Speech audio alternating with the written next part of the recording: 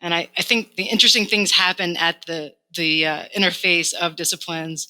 And when we integrate them, I think we get a fuller understanding or a more accurate understanding of the world in which we operate in, and hopefully can make better decisions based on that.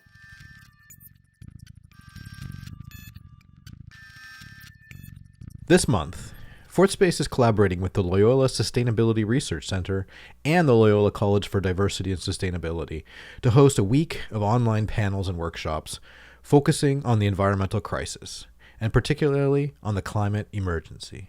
Rebecca Tittler is the coordinator of this week of activities, and to help set the frame for the conversations, she speaks with Damon Matthews, geography professor and Concordia Research Chair in Climate Science and Sustainability, and Shannon Lloyd, assistant professor in management at the JMSB, to talk about their work, their collaborative research projects, and the opportunities and challenges of interdisciplinary work.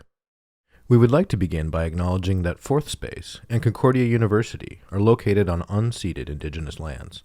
The Kayunkahaga Nation is recognized as custodians of the lands and waters on which we gather, and Tiohtià:ke, Montreal, is historically known as a gathering place for many First Nations. We respect the continued connections with the past, the present, and the future in our ongoing relationships with Indigenous and other peoples within the Montreal community.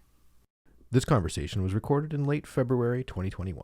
Thanks so much. And thank you all for being here. We're really excited to be partnering with Fourth Space for our week of discussions this coming March. And also super excited about the lineup, which you can see online. This is, goodness, we've been doing this as a conference for a number of years, since March of 2017, when I believe we held the conference in the middle of a huge snowstorm, our first conference. The goal of the conference was always to bring together researchers across Concordia and usually a couple of external researchers as well, who were working on sustainability issues from different disciplinary perspectives. So the goal really always has been to foster that kind of discussion that we need to be able to effectively address the environmental issues of the day, which is a discussion that occurs across disciplines. So it's always been a few days of sharing where our faculty members and faculty researchers and also student researchers come out to talk about what they're working on and what they're doing and what they're interested in. This year, because of the pandemic, we were scheduled to have a regular conference last year, which was to start on March 16th. Needless to say, we had to cancel that. This year, we were determined to go ahead despite the pandemic. So instead of doing a conference this year, we've decided to do a week-long residence of discussions with Fourth Space, but with the same main goal of really fostering conversation around issues of sustainability in research, this year with a particular focus on the climate crisis.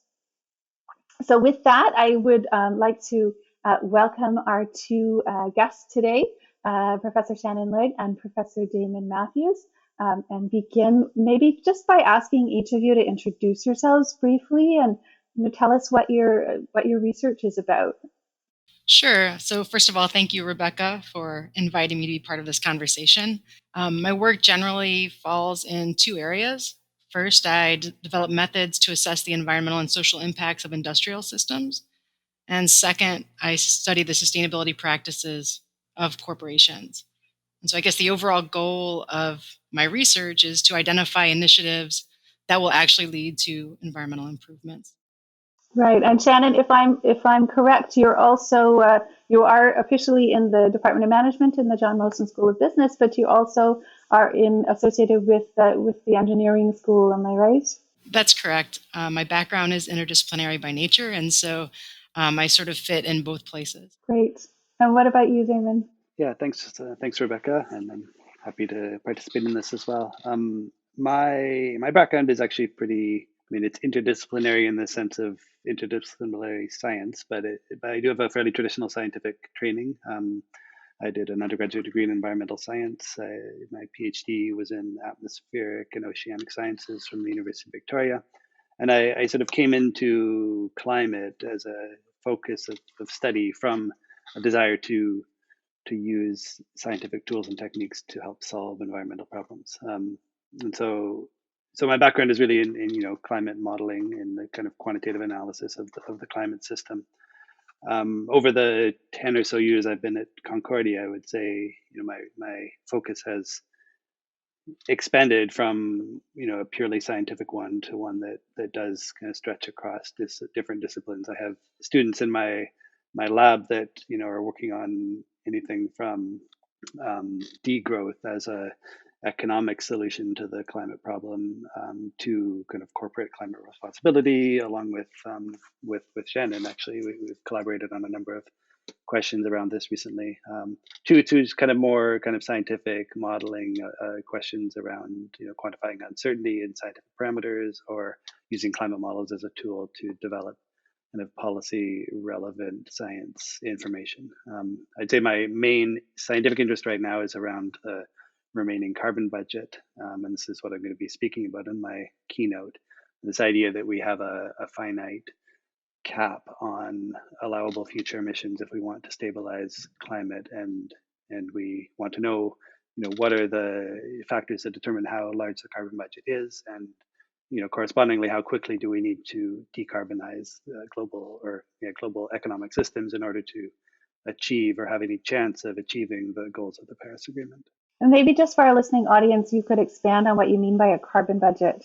So a carbon budget refers to a total quantity of CO2 emissions. There's actually two definitions of the term carbon budget in the scientific literature.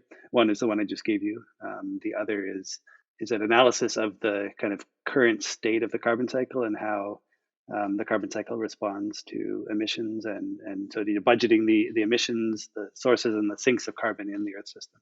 So this is one definition, and then there's the idea of the remaining carbon budget, which is actually something different, and this is the allowable emissions that we can, the amount of CO2 that we can still emit and not exceed a given climate target. And so it's that carbon budget that is what I'm focusing on right now in my research, and then I'm going to be speaking of in my presentation. And Shannon, I know that some of your work as well has to do with carbon cycles and emissions issues, and that some of the work also that you'll be presenting during the conference as well. Can you expand on that a little bit?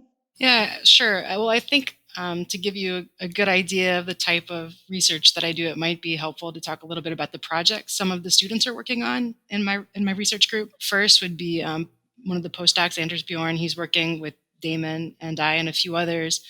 And his focus is really on looking at methods that companies use to set targets and looking to see if they're aligned with science. So one of his projects is focused on looking at science-based targets, for example, and looking to see if they are truly aligned with the Paris Agreement.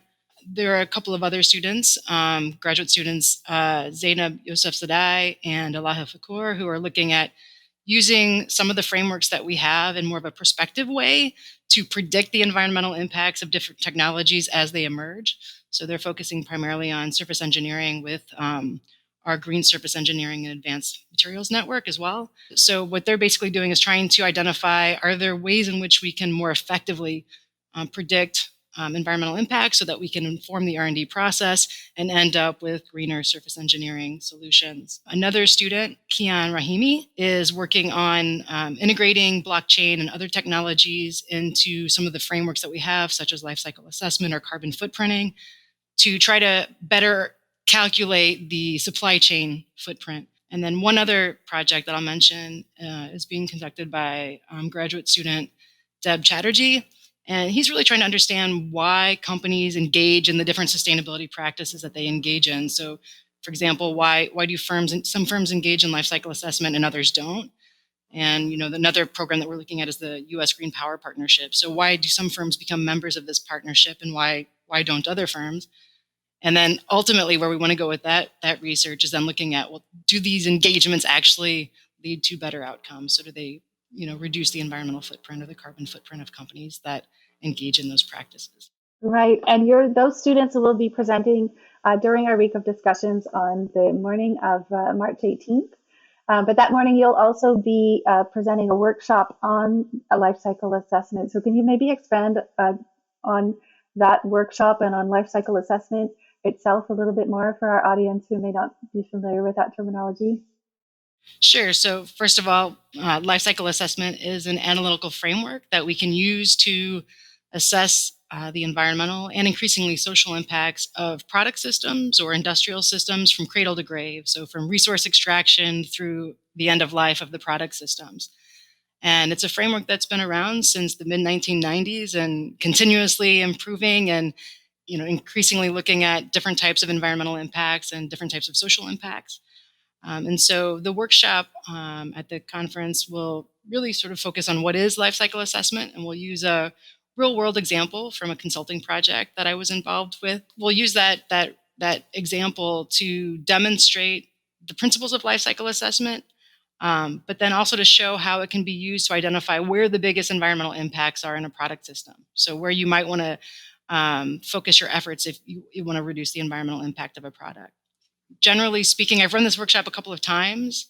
So what people tend to walk away with after the workshop is, one, a better understanding of life cycle assessment, but I think more importantly, a better understanding of why we need to take a systems perspective and look at the full system so that we can identify really how we should tackle these environmental challenges in the most effective way.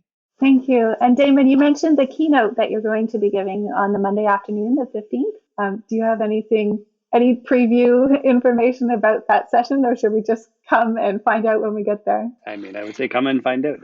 So Concordia quite recently put out a sustainability action plan, which includes a climate action plan component. And I think the main things to say about that is, there's a number of kind of long-term goals. There's a number of short-term goals. I mean, I think the challenge of eliminating greenhouse gas emissions across Concordia's operation is pretty substantial, and we've set a target in the plan to do that within the next 2 decades, which involves replacing all of the natural gas and other fossil fuel technology that Concordia currently uses. There's also big challenges around electrifying transportation and providing enough parking for electric vehicles across Concordia's operations. And I think there are lots of little steps that we're also hoping to take over the next few years, but it's really important to move on the kind of longer term technological transitions that need to happen in order to. It's actually quite surprising how big a carbon footprint Concordia's buildings currently have. Given the we live in a province where most of our energy comes from hydro, but actually that's not the case for a lot of the big buildings downtown. The Hall building is heated by natural gas, and so that's a really kind of obvious place to focus if we want to eliminate emissions in the coming years. So that, as well as Shannon's work, are obviously work that will have to occur across disciplines. And that's one of our big focuses for this week of discussion and in the past for the conference. I know that you work together and you come from different disciplinary perspectives. So I'm just wondering if you could tell our audience why you think that's necessary, and also maybe a little bit about the challenges. We tend to talk a lot about working across disciplines, not always as easy as we think it should be. So what have your experiences been there? Maybe Shannon, you could start us off. That's a great question. In terms of interdisciplinary research, I think for me it sort of comes naturally. Both my undergraduate and graduate degrees are in interdisciplinary programs. So my undergraduate degree is in enterprise systems engineering, and my PhD is engineering and public policy. So again, it really comes naturally for me. But in addition, I also collaborate with people from different backgrounds. So for example, Damon is a climate scientist, and also with surface engineers and the green seam work that we're doing, as well as organizational strategy scholars. And I guess the challenges, in terms of challenges, I think from my perspective, the biggest challenge sometimes is figuring out how to scope the project. So how do we bring these different disciplinary perspectives together and frame a project that's doable and will be interesting in the end? But at the same time, I think that's the biggest benefit, is this, bringing these different perspectives together. And I think the interesting things happen at the interface of disciplines. And when we integrate them, I think we get a fuller understanding, or a more accurate understanding of the world in which we operate in, and hopefully can make better decisions based on that. I mean, I would agree with that perspective, and actually I think Shannon and my current collaboration is a good example of the added value of people working from different disciplines. I mean, from my perspective, I can calculate the remaining carbon budget, and I can give you an indication of how much carbon the world is allowed to emit if we want to meet 1.5 degrees, and so I come up with that answer, and it's like all we have to do is get to zero emissions by 2040, and we're done, right? And so it's actually a very straightforward solution to the climate problem from a scientific perspective. Of course, the reality of how we actually do that is not something that I can answer with my scientific approach to this question. And so so what are the processes by which corporations actually think about climate targets and set climate targets and actually move to implement those climate targets, and how are those targets then aligned with the science of the remaining carbon budget, or of the requirements to meet the goals of the Paris Agreement more broadly. I don't understand the details of the corporate world well enough to be able to assess those questions, but those processes are actually really important to actually implementing the science of climate change in a way that leads to actual change. And there are really important nuances in there that I am learning about by virtue of working with Shannon and the students in her research group. Corporations actually achieve some of their targets by buying green energy credits from power companies, and that this may actually not even be a real reduction in emissions. And so there's when you kind of get into the details of mentality and practices in the corporate world, you need to do that and understand if the things that corporations are doing to try to respond to climate change are actually effective and are actually going to lead to emissions trajectories that we'll get to. And I mean, I think on the flip side, I think people working with like on the ground solutions to the climate problem also need to connect to the reality of the science and to kind of understand what is the envelope of emissions that we need to work within, and how does the science inform that overarching question, make sure that the actions that are being implemented are ambitious enough to actually make the difference that is needed. You're obviously encouraging your own students to do this kind of work, but do you have any words of wisdom for those who are coming up to inherit the earth from us? I work with a lot of business students who, want to advance business as socially and environmentally responsible enterprises. And I think if I were going to offer one single piece of advice, it would be to develop the skills and knowledge necessary to understand the sustainability issue that you want to solve. So for example, I think that business students that want to tackle climate change should, they don't generally get courses that focus on climate science, but it might be helpful for them to first develop a basic understanding of climate change and how it happens, and what are the factors that contribute to climate change, and what are the unequal impacts of climate change, and that understanding and then their business knowledge will put them in a better position to propose solutions that will indeed make a difference. I mean, I would say that interdisciplinarity is actually, it's quite difficult to achieve and to implement, because you need to strike a balance of in-depth knowledge with like breadth of knowledge. And breadth of knowledge is really important, but if all you have is a breadth of superficial knowledge, it's really hard to have the underlying details that sometimes you really need. So I mean, I think this is really the fundamental challenge, is balancing the kind of the depth of expertise in some area or in a range of areas with enough breadth of knowledge that isn't just superficial. I mean, I think breadth of knowledge is probably by definition a little bit superficial. So you do need that breadth, but you also need depth in some areas, and that's the kind of difficult balance to find. Climate is by nature an interdisciplinary field, but it's also rapidly becoming a field in and of its own right as well. And climate science comes from a variety of different disciplines, but I would say is also a discipline by itself right now. And so I think things become disciplines when they were once interdisciplinary also. And so you choose a discipline, learn about it, but make sure you retain enough exposure to other disciplines to kind of have that breadth of knowledge that you need in order to advance your own interests. That's one of the things that I guess I always hope that people will get out of our week of discussion, is a process of critical consideration of the issues at hand, I guess, but also some guidance maybe as to what makes sense and what doesn't make sense. All right, well then I'll just wrap this up by thanking you both so much for participating today and for your participation in our upcoming week-long discussions, and also to thank Anna and Doug from For Space for their amazing work in helping us to co-host this. I'm not sure how we would do this all in our crazy online environment this year without you. And hopefully we will continue with these collaborations in the future in a more in-person setting. And with that, I will end, and thank you so much for listening. Thank you for listening to the Fourth Space podcast. You can follow us on Facebook, Instagram, Twitter at CU Fourth Space, and wherever else you find your podcasts. The podcast is hosted by me, Douglas Moffat, and produced by Anna Voklovec. Editing by Chloe Lalonde and Makai Halkrow. Social media and web support by Kari Balmstead. Our theme music is courtesy of Supercontinent. Thanks for listening.